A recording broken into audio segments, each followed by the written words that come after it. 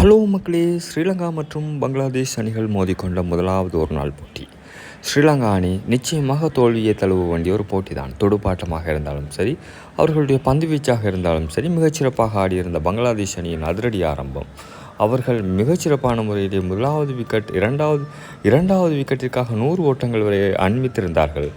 16 ஓவர்களிலே 100 ஓட்டங்களை அண்மித்திருந்த பங்களாதேஷ் அணி எப்படி தோற்று போனது? எதிர்பாராத தோல்வி என்ற நாளிலே பங்களாதேஷ் அணிக்கு இலங்கை அணி மிரட்டி இருக்கிறது. இந்த போட்டிக்கான மிகப்பெரிய டேர்னிங் பாயிண்டாக இருந்தது இது. இன்னும் பல சுவாரஸ்யமான தகவல்களுடன் இந்த வீடியோவில் சந்திக்கலாம். மறக்காமல் சசி கிரிக்கெட் டாக்ஸை சப்ஸ்கிரைப் செய்து கொள்ளுங்கள். அருகில் இருக்கின்ற பெல் பட்டனையும் கிளிக் செய்ய மறந்துவிடாதீர்கள். இலங்கை மற்றும் பங்களாதேஷ் அணிகள் மோதிக்கொண்ட முதலாவது ஒரு நாள் போட்டியானது இன்றைய நாளிலே பிரேமதாச மைதானத்தில் இடம்பெற்றிருக்கிறது. இந்த போட்டியை பொறுத்த மட்டில் இலங்கை அணி மிக சிறப்பான முறையிலே துடுப்படுத்தாடும் என்று எதிர்பார்த்தால் மிகப்பெரிதான ஏமாற்றம் ஒன்று இலங்கை அணியின் துடுப்பாட்ட வரிசைக்கு இன்றைய நாளிலே காத்திருந்தது. முதல் 3 விக்கெட்டுகளும் 29 ஓட்டங்களுக்குள் இழக்கப்பட்டிருந்தன. அதன் பின்னராக சரித் அசலங்க அணி தலைமை என்கின்ற பொறுப்பினை உணர்ந்து மிகச்சிறப்பான முறையிலே ஆடியிருந்தார். இன்றைய நாளிலே 106 ஓட்டங்களை விளாசியிருந்தார் அசலங்க என்பதும் குறிப்பிடத்தக்கது. ஏனையவர்கள் ஓரளவிற்கு கை கொடுத்திருந்தார்கள். ஜனித், மிலான், பனிந்து போன்றவர்கள். இதன் பயனாக 244 ஓட்டங்கள் இலங்கை அணிக்கு பெறப்பட்டிருந்தன. 245 என்கின்ற இலக்கினை துரத்தியிருந்த பங்களாதேஷ் அணி ஒரு கட்டத்திலே மிகச்சிறப்பான முறையிலே துடுப்படுத்த ஆடியிருந்தது. 16.3 ஓவர்களில் 99 ஓட்டங்களுக்கு 1 விக்கெட்டுகளை மாத்திரம் தான் இழந்திருந்தது.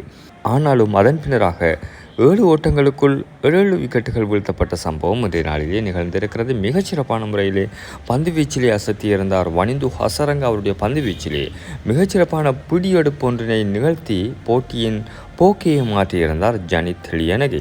மிகச்சிறப்பான முறையில் இன்றைய நாளிலே 62 ஓட்டங்களை டன்சிட் ஹசன் பெற்றிருந்த வேளை மிகச்சிறப்பான முறையிலே ஜனித் லியனகே எடுத்த பிடியெடுப்பு இன்றைய நாளின் போட்டியின் போக்கை மாற்றியிருந்தது. இதோடு ஷாண்டோவின் ரன் அவுட் மிகச்சிறப்பான முறையிலே மிலான் ரத்நாயக்கு இன்றைய போட்டியிலே அறிமுக வாய்ப்பினை பெற்றிருந்தாலும் பங்களாதேஷ அணியின் முன்னாள் அணித்தலைவராக இருந்த சாண்டோவை மிகச்சிறப்பான ரன் அவுட் மூலமாக ஆட்டமிழக்கச் செய்திருந்தார் இந்த மிலான் ரத்நாயகவும்.